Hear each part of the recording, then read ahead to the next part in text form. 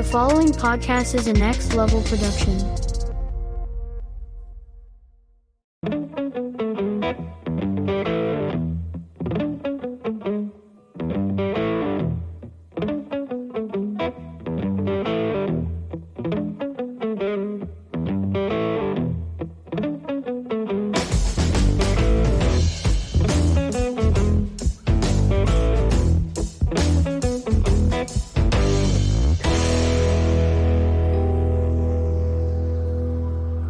What's up, everybody? Ben back here, host of Wilhelm, and I am bringing you the first of what will be many bonus episodes of this program. As I've been talking about for a couple weeks now, actually, since the beginning of the year, both of my podcasts, The Spotlight and Wilhelm, have combined loosely. March 1st begins the official date for the combination, and March 1st, just a reminder, to Wilhelm listeners, is the day that the merger becomes official, and you have to make sure you are subscribed to the new feed, which was where the Spotlight formerly reigned, and now Wilhelm is going to be moving to that RSS feed. So if you're unfamiliar on how to do that, just go to the link in the show notes. You will find it there. Go click on that link. It'll take you to the page. And from there, just subscribe to that podcast if you haven't already. If you're listening to this via the Spotlight, because you were subscribed to the Spotlight podcast, you are good. March 1st, you'll start receiving all of the new Wilhelm content. Anyway, on to this episode. As I mentioned, bonus episodes coming your way. This is just the first of many, and these are what I will now deem my Wilhelm spotlights, in which I get to have conversations with people from the entertainment industry, actors, actresses, producers, directors, stand-up comedians, improv comedians, all kinds of people from the entertainment industry. And this being the first one, I'm so excited to bring this one to you. This is with a comedian, stand-up comedian, author, show host, metal music fan, comedian Jim Florentine. Jim and I got to sit down and talk for about a half hour, so nothing really truly extended, talking about his career, talking about working stand-up in COVID, talking about his love for metal music, and all kinds of things. So, that being said, I want you, please, to just sit back, relax, enjoy this conversation with comedian Jim Florentine, and we'll be back with a new episode of Wilhelm this coming weekend, this Friday, February 25th. So stay tuned for that. In the meantime, enjoy this conversation with comedian Jim Florentine.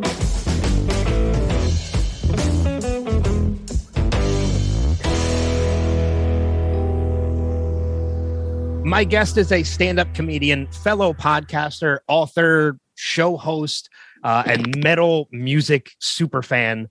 You'd know him from shows like That Metal Show on VH1, Crank Yankers on Comedy Central. He's worked with heavyweights like Metallica and Eminem. He's back on tour, and his new comedy special, Bite the Bullet, is now available on YouTube. Please welcome to the program, Jim Florentine. Jim, thanks so much for spending some time with me today. Thanks for having me. I appreciate it. Yeah, when I got the word, about having you on, I got excited because I'm a huge stand-up comedy fan. So I know you, especially when it comes to local talent, because I know you reside in New Jersey. Mm-hmm. I'm a Philly guy, so you're literally practically over the bridge, up the pike, however you want to consider it. Yeah, no, that's where I got my start, mostly in like South Jersey and Philly area and stuff like that, doing like shitty one-nighters. So I've always, and then down the Jersey Shore in the summertime, all the Philly people go down there. So yeah, I love that crowd and everything. Yeah. Philly's got it's between Helium and Punchline and a bunch of other smaller clubs. It's there's a really good comedy scene here in Philly, and even going over the bridge. I mean, I've been to comedy shows up in Doylestown, PA. I've been to comedy shows in Cherry Hill and Marlton, and it's really everywhere in this area, as if you know where to look. Absolutely, yeah. No, which is great. It's great for that South Jersey never really had like a good comedy club. They had like the comedy cabarets, but they were like little rooms in a hotel or whatever. But they never really had a good comedy club on the Jersey side, which was weird. Philly always had one or two clubs, depending, but it just never worked. And there's so many people that live over on that side. You would think in Cherry Hill or something, that they would have a club. Well, I think there was one in Cherry Hill for a short period of time because I remember I actually opened for a friend of mine. I don't do it anymore. I did it maybe 2 or 3 times, and it's one of the reasons why I love stand-up comedy so much and talking to stand-up comics, because having tried it, I know how difficult it can be. But I remember, I think there was a comedy club in, I don't know if it's still a Hilton at this time, but I think it was called Rascals. Yeah, it lasted 6 months, 8 months. Was it short? It was out. Yeah, I remember doing it. I think I did it one time too. Yeah, it seemed like they were trying to go for a little bit more of an upper scale comedy club. Yeah. And maybe that's why it just didn't last. Yeah, exactly. So I feel like for someone like you, with the intro that I did, being as into metal music as you are, I feel like that intro wasn't intense or metal enough. Like, no, I don't care about that. Like, I got no tattoos. I don't, dress with spikes and any of that stuff. And, the metal look or whatever. So I don't need, the big metal intro. Good. Because I don't know if my voice could handle it. Yeah. Because that's always like silly Spinal Tap kind of stuff. It's like, most metal people aren't like that. They just like the music, but yeah. So you've been, continuing on with the stand-up conversation, you've been in comedy for quite a while now. When did that love of comedy start for you? Like what was it that attracted you to it that made you want to actually get into it and step up on stage? Well, right when the first time I got on stage, I was DJing before I did comedy. I didn't want to work a 9-to-5 job. I was figuring out something. I was a big stand-up fan. I just didn't think that was going to be the route I was going to go. I thought it was going to be like a DJ on the radio. Mm-hmm. And I did that for a little while. And then when I got on stage, I went to an open mic. I'm like, man, this is what I want to do. Like I knew right from there, this is what I want to do. And I was like, I'm sold. I can be my own boss. I could work what I want. Don't have to listen to anybody. This is perfect. It's weird, listening to how that was how you got started. We kind of do have a little bit of a similar background, as I did DJing as well. I started in college, and then I worked part-time for MMR in Philadelphia, which I'm sure you're aware of them as well, working for their morning show, Preston and Steve, for a number of years, which led me into actually doing DJing at clubs and parties and bars and things like that. And I kind of transitioned the same way into keeping a microphone in my hand, similar to you, but mine is now more the podcasting element. And then I also go and I moderate panels at events. So I enjoy being on stage just as you, except mine isn't the creativity of comedy. Mine is more a little bit different, as in like I just enjoy conversations with people on stage in front of an audience rather than being up there by myself. Yeah, I mean, when I was done college radio too, and then I got an internship at this little local station, New Jersey, doing the news. And then they said it was weird. They had a format where like after 5 p.m., whoever, had the shift or whatever could play whatever music they wanted. Mm-hmm. It was like, adult contemporary during the day.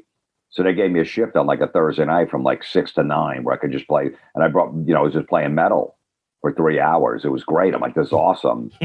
And then they decided to say, listen, we want to give you the morning show Monday through Friday. So that'd be great. But then all of a sudden I had to start playing Phil Collins and all that stuff that I hated. Yeah. You have to start listening to the program director at that point. Yeah. Like 15 minutes after, you could talk for 30 seconds, give the time, the weather, and then move on. I was like, I don't want to do this. And I just got bored really quick with that. I was like, I thought I could just play my own metal. And as soon as I did that, I'm like, all right, I can't do this. I don't want to the program director calling, you went 6 seconds over on your time. I go, who cares? Mm-hmm. We care, all that stuff. So I was like, all right, this isn't for me. Yeah. They have to play to advertisers and sponsors. Yeah. Yeah. Nobody cares. Nobody was listening anyway. Yeah. Too many strict rules at that point. Don't make any jokes. What are you making jokes for? I'm like, yeah, just throw a quick, no, it's not about jokes. What am I here for? I remember I tried to sneak in like an Aerosmith Dream On because I figured that was a slow song, even though it was probably not adult contemporary, but I'm like, all right, it's a ballad. And I remember the program director, coming in and screaming at me, you can't just play that song. I go, what's slow? It fits in. Everybody knows it. So that's what I knew. I was done. That's tame compared to most stuff out there. Yeah. So, but then I knew I was like, all right, I got to get out of this. Yeah. Plus, there wasn't any money in it. And then it was like I was going to have to travel across the whole country and live in different towns. So, I have my own business too, DJing, like, weddings, and I was DJing like a heavy metal club. So I did all that stuff too. how is that? Because I used to do weddings as well, and I'm curious how it is from your perspective because I'm a fan of everything. Like, I like metal, but I also like the adult contemporary. Like you mentioned, Phil Collins and Aerosmith. I listen to just about anything, and that kind of really came in handy when it came to DJing. But as somebody like you who was into metal, how was that when you were doing weddings and things like that? Would you try and find metal music that would fit the event, or would you just play whatever was appropriate for the event that you were in? No, I played because I was DJing at a strip club too, so I had to know what the current top 40 songs were, at the time. So I was doing that. So no, reluctantly I had to play that stuff. But when people come up and ask for dumb requests, because I didn't like them, can you play, Buster Poindexter, hot, hot, hot? I'm like, ugh. It kind of hurts you in your heart a little bit. It does. I'm like, you really want me to play that? Like, yeah, it's a great song, And then I knew my career as a wedding DJ was over when you get the couples coming up, the bride and groom go, hey, listen, we want to do the chicken dance. Can you go out there and show everybody how to do it? I go, no, I'm not going out. I don't even know how to do it. I go, I'll put it on. They go, yeah, but you're the DJ. Can you just lead everybody? I go, find somebody. Find some guy looking for attention that's drunk. Let him do it. Yeah. My job is behind the table. I don't go out. I'm going out there. Because some of the DJs will have like an air guitar. They'll put sunglasses on. They'll do a whole act. Mm-hmm. And I wasn't that. I'm like, look, I'll play the music. I'll keep my mouth shut. And that's it. But I'm not going out there and organizing the chicken dance. I was the same way. I was like, I'm the DJ. I'm not the MC of your wedding. Yeah. But a lot of DJs would do both, So like, we want a fun DJ. I'm like, look, I'll play your shitty songs, your Celebration, fucking We Are Family, whatever crap. Yeah. I know. I always got excited anytime somebody, even if it was the slightest little hint of anything towards that, like a little bit heavier music. Like I got excited anytime somebody came up to me and requested like Highway to Hell by AC/DC or anything like that. I'm like, okay, that's going slightly in the right direction. So I'm excited. You want me to play it? No, absolutely play it. Yeah. So, I hate when they come up there. What kind of music you got back there? Right? I got everything. What do you want to hear? What do you got? These drunk. I'm like, oh my God. Well, you were probably also in a time too, where it was a little bit, now everything is digital. So, it's, if you don't have if a DJ doesn't have the song, they can basically connect to the internet and get the song. If they don't have it, they have access to pretty much anything out there. But I know, at a time that I first started and when it was CDs and even before that, it was vinyl. So it was a little bit more difficult that if you didn't have the song, there was no way to get it at that point. Yeah, no, I was lugging vinyl in crates of vinyl. I had like 6 different crates. Yeah. To do it. And that's how I was doing it when I was DJing. So there wasn't even CDs at that time. Yeah. So then that makes it more difficult, especially for, if somebody requests something and you don't have it. It's like, well, I don't have it. I can't play it. I usually had a pretty good mix of all the wedding songs. Like I kind of knew which ones. It's the same, like, out of the 25, 30 songs you play, at least 20 of them are at every wedding. So you already had those covered. And they're still at every wedding. Yeah, like they don't die. Even when I go to a wedding now, when they start putting that stuff on, I'm like, oh my God, I go outside. Yeah, I know, like, YMCA is still constantly played. Apache by Sugar Hill Gang. Like, they're all still played now to this day. Yeah. They just seem like wedding staple. They just seem like they won't die. No, they won't. I know. But then again, look, you as a DJ, you want people on the dance floor dancing. It's their wedding. So you have to go, all right, listen, man, I just can't play Back in Black and clear the dance floor. People having a good time. So you just go, all right, I got to just suck it up and fucking play this bullshit. Yeah. Exactly. Have you been a metal fan pretty much your entire life? Yeah. I had 2 older brothers got me into it. They were like 4 or 5 years older. So they would, I was a kid. They'd bring home, all the heavy metal and I would go to concerts with them. My parents would let me go, but I just drive around their car. I was like 12. They were 17. They first got their license and just cranking Black Sabbath, Judas Priest, all that stuff, Ted Nugent. So that I just, it's all the music I knew. Yeah. I mean, in between hosting that, that metal show on VH1, and now you have Metal Midgets on Sirius XM that you still do on Ozzy's Boneyard, you have to pretty much be in the know of everything that, was already out there and anything that's still upcoming, I'd assume. Yeah, it's more like classic hard rock and metal, the channel, Ozzy's Boneyard. So it doesn't have to be, unless like Iron Maiden puts a new record out, I'll play some new stuff. But as far as new bands, that's on other channels. But I know most of the history of the 80s. the 80s metal and stuff. So that's basically what you play on that channel. Yeah. Which is great. So I always play like the deep cuts. Is metal all you listen to, or is there anything else that you listen to? I started getting into like classic rock, I'm trying to see all these bands before they die off. I just saw Elton John. I saw Bob Seger. I saw the Stones the last few years a few times. I saw the Who. I haven't seen Billy Joel yet. I'm going to go see him probably next month. I got to see him. Yeah, I've seen him. I actually saw him twice. I saw him perform by himself, and I went and saw him when he was performing, when he was touring with Elton John. Right. Yeah, so, I saw Elton John. Seger was great. So and then I get into little country stuff, little country like Southern rock. Band called Blackberry Smoke, which is great. They're like Leonard Skinner. I just saw this band Whiskey Myers. They're like country rock too. I just saw them recently and stuff. So I like Zach Brown, the Zach Brown band. I've seen him a couple times. Are you into any of the newer stuff, kind of like Volbeat and Volbeat's okay. I like the Dirty Honey is a band I like. There's this new band. It's Indian folk metal. The band's called Bloody Wood. Well, that sounds interesting. It's really cool. It's like a cross between like Linkin Park, Slipknot, and it's like with all the Indian music in between and stuff. It's really cool. Just the album, the debut album just came out. I'm writing it down. Yeah, what's it called? Bloody Wood. Bloody Wood. Okay, yeah, check it out. It's pretty cool. I'm gonna check that out. I'm getting all the metal stuff out of the way. Then we're gonna talk about your special, obviously, before we wrap up. But getting into the metal scene that you're in now, I'm curious from my own perspective, because I've gotten to meet a number of bands. I've gotten to meet a number of celebrities over the years. When it comes to bands, who excited you most to get the opportunity to meet, and kind of like is there anybody yet you haven't met that you still have an opportunity to, that you're just waiting for the opportunity? Well, the Sabbath guys, I met them all, between most of them doing that metal show, and then met Ozzy a bunch of times. The Metallica guys, James, Lars did the show a bunch of times. James never did it, but I met James alone. Meeting Angus Young was huge. He was on the first season with Brian Johnson of that metal show. I'm a huge AC/DC fan. Like, it was great. Them. So we, I had them. I never met Malcolm, unfortunately. Never met Phil Rudd or anybody like that. But those guys and the Iron Maiden guys, I met most of them. Steve Harris did the show. Dickinson. I've met Dickinson before. So that hasn't really been anyone that I haven't met, I don't think. Did you get the chance to meet Lemmy before he passed? Oh, yeah. Did you? Lemmy did the show like 3 or 4 times. Okay. Then I was on, there was a comedy show on HBO, Down and Dirty, with Jim Norton.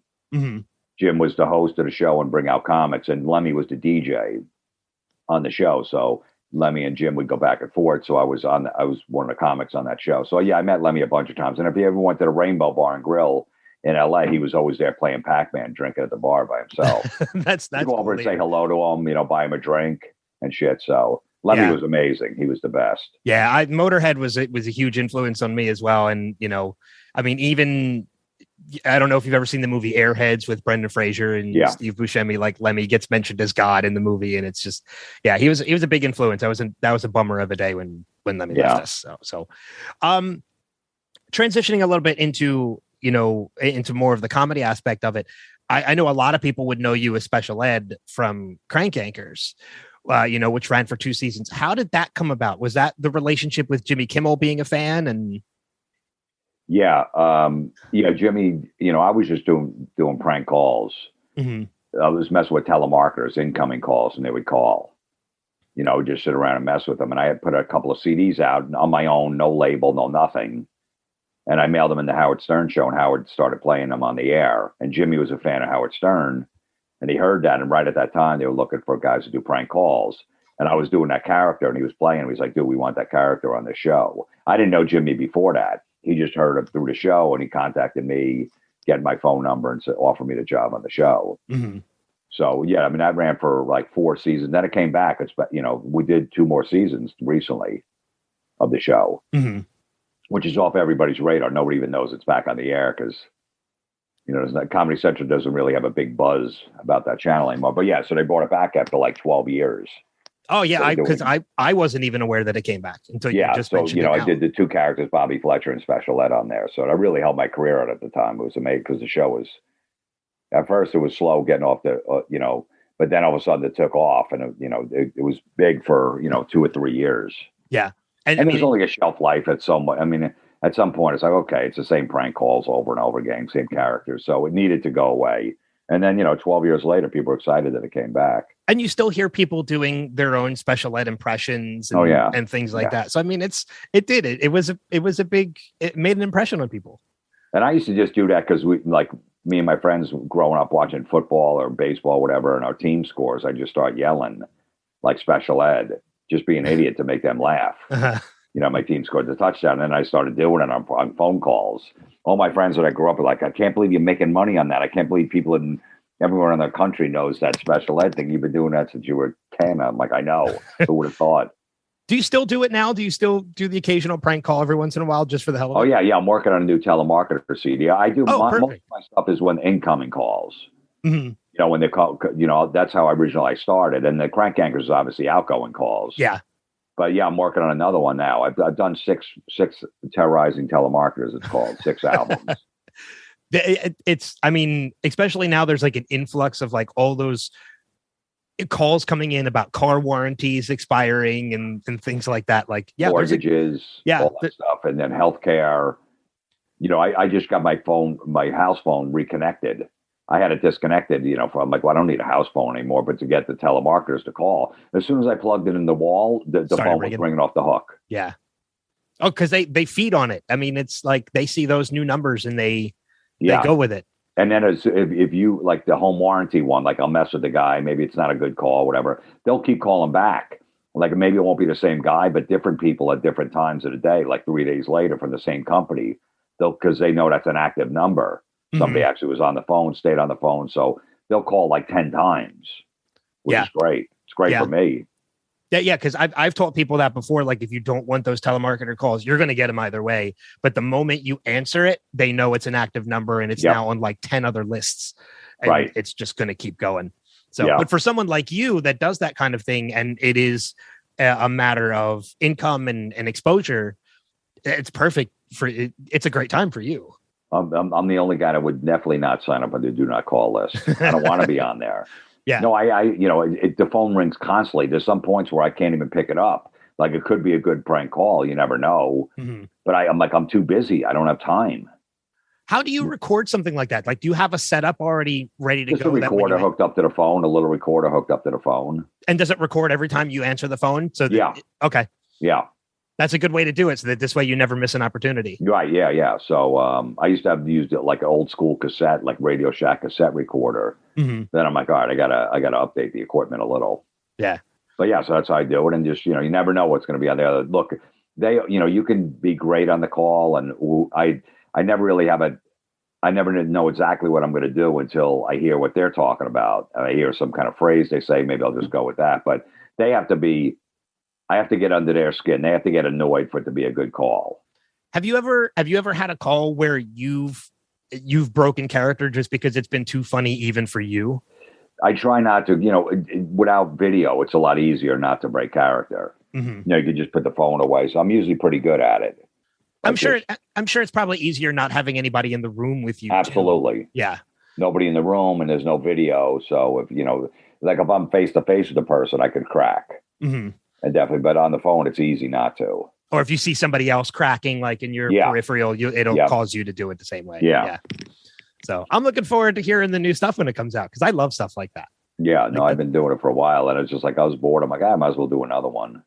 Any idea? I know you mentioned it in your comedy special, which we're about to get to, but you mentioned your son, who at the time you recorded your special, I think he was around 10. I don't know if he's still the same age, but any plans to maybe kind of teach your son the reins and pass on the prank gene to? Oh, he's already making prank calls. Sometimes like, Dad, can I answer that call when the phone rings? I'm like, yeah, you go for it. So he's got a few good ones. Yeah. Yeah. He definitely does. That's awesome. Yeah. Because he's got, he's 11. So he's still, he's still got a high voice. They think he's a woman, and like, Miss, can you put your father on phone? Like, I'm a man. And like, how old are you? He's like 52. Like, so he's pretty good at it. Are you going to put any of them on the album? I might, if there's a good enough one, I might do it. Yeah, that's cool. Yeah. So you're back on tour now too, after the world basically the country basically shutting down for almost 2 years. What's it been like getting back on tour? It's fine. I mean, I've been, I took like the first 4 months off in March 2020 till like the beginning of the summer. And then, there was a lot of outdoor shows. So I started doing them wherever they put a stage up. So, and then it was some where you couldn't tour because only 25% capacity. Mm-hmm. That was like the fall 2020. But since, 2021, pretty much, it's been pretty much open. This wave we hit in January, a lot of shows got canceled for like a month. Yeah. But other than that, everything's fine. So back out there. Good. You just, it hasn't been too bad. Yeah. Yeah. And I know, so, I mean, getting to the comedy special, which is Bite the Bullet, I think it's correct me if I'm wrong, is it your 4th or 5th full length comedy special? I don't know. It might be the 6th or 7th. Oh, okay. It could be. Yeah. I gotta. What? First off, where was it filmed? Because that venue, the Warehouse, looks awesome. Yeah, the Fairfield Theater in Fairfield, Connecticut. Okay. The room holds like 600-800 people or whatever like that. It's just I went in there and I was like, this is the place to do it. This is because just from the intro of the comedy special, seeing the outside of it and everything, like it looks it just looks really cool. Yeah, and they do a lot of comedy shows there, and they have their own streaming thing set up for bands and comedians if you want to stream a show from there or whatever. I brought in my own crew for it, but no, that was a perfect spot to do it. Yeah, I mean, and again, like being the possibly 6th or 7th full length one that you've done, you're no stranger to filming these specials. What was the what prompted the release on YouTube rather than making it and for free on YouTube at that, like rather than putting it pay to view on your website, or maybe going to somewhere like Dry Bar Comedy and doing something there? What prompted the free release on YouTube? Yeah, I don't know, because I think more of the comics are doing that now. I always put them on. You can rent all mine on Amazon Prime or Apple or whatever like that. You can rent it or buy it, but you don't get as many views on it. Everybody's on YouTube. Everybody's on their phone. So all the comics started putting them free on YouTube. And between the views and your channel is monetized, and then people will donate because you put it out for free. So between that and then more people will see it, which means more people are going to come see you in a comedy club. Yeah. So that's the idea behind it. Look, everybody wants a Netflix special. There's only so many to go around. Mm-hmm. So if you can't get it, you can't get an HBO special, then you go that route. Yeah. I mean, and like I said, I'm a huge fan of stand-up. Like I have been for a long time. I was a massive and still am a massive Robin Williams fan. Like I'm still sad that he's gone. But I mean, I love going and discovering new comics that I've never watched before. That's why I enjoy I have a subscription to Dry Bar Comedy, and I'll just put one up random just to watch it.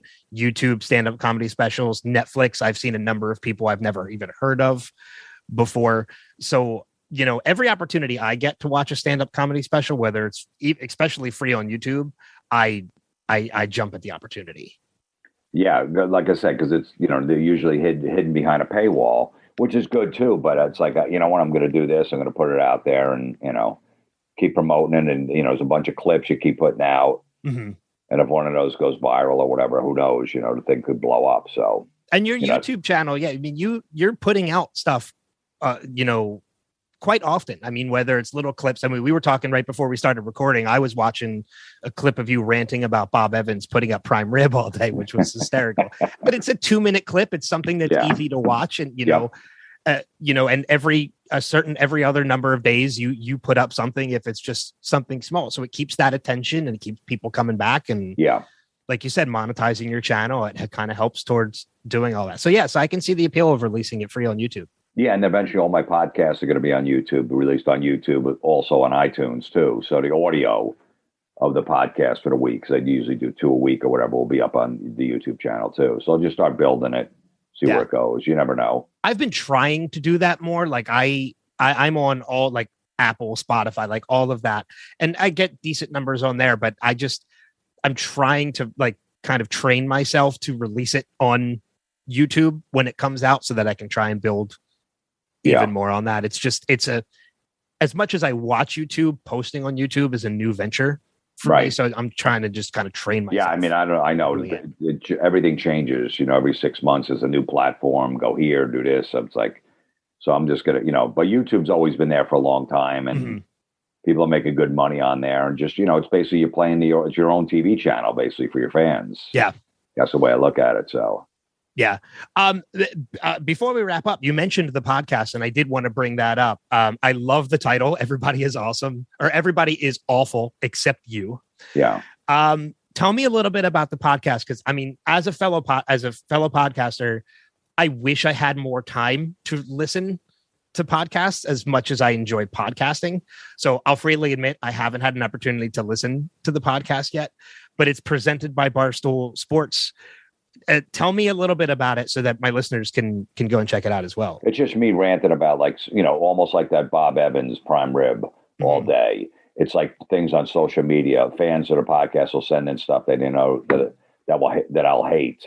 And it's basically me ranting for 45 minutes to an hour. Yeah. Whether it be a gender reveal party gone wrong, or people posting pictures of their food, and wanting compliments on it, whatever it is, or some stupid story out there, whatever. So it's just me by myself, just, ranting about stuff like a lunatic. And how often do you release? Is it every week or? Yeah, I do every Monday and Thursday, 2 a week. Oh, 2 a week. Okay. Yeah. I'm going to have to subscribe. I mean, it's just because it sounds like something that's right up my alley. It's just like the prime rib thing, the ranting about that. You find something, you just go with it. But the people that listen, it's great because I give an email out and they'll send in stuff. Oh, you're going to hate this. The vanity license plates, when people put, stupid stuff, they're Joe LOL on a license plate. It's like, what the fuck are you doing? You know what I mean? Like, so stuff like that. So it's great. So it helps me sift through all the stuff where I don't have to go out and actually seek it. Yeah. In addition to, we talked about the stand-up, you're back on tour, the special is on YouTube, you've got the podcast twice a week. Your book is still out there as well. You do the show on SiriusXM. You're constantly a busy man. Any other projects in the works that we could look forward to? Like what's coming in the future from Jim Florentine? No, well, just the prank call CD probably in the next few months. Mm-hmm. I'm not done with it yet, the telemarketers. So I got to, that'll be coming out soon. And then just going back on the road and, coming up with a whole new set. Because once you film the special, you pretty much have to get rid of that material. Yeah. So you slowly build up another set. So I like piecing it together and build it up new material. So that's what I'm in the process of doing now. Yeah. Well, I mean, I want to encourage everybody to, if you're in their area, I encourage everybody to come out and see your show. Listen to SiriusXM if they have, hopefully they have a subscription to check it out. Check out the comedy special on YouTube. I think that's the most important thing right now is go check out Bite the Bullet on YouTube. Check out your website, jimflorentine.com for tour dates. And once you get that telemarketer CD ready to release and everything, I'd love to have you back on to kind of to promote it and absolutely talk about it. Yeah, we'll do. Yeah, probably be like 3 or 4 months. It'll be out. I'll definitely come on because I'm going to be looking to go out and promote it and stuff. Yeah, the YouTube channel is youtube.com/Jim Florentine Comedy. Yeah, and I think all your tour dates and everything are available on your website as well. Yeah. So, Jim, thanks a ton for doing this. Absolutely, man. Awesome. Yeah, it's been a blast talking to you, and I can't wait to have you back on a little bit later on down the road. I appreciate that. Thanks.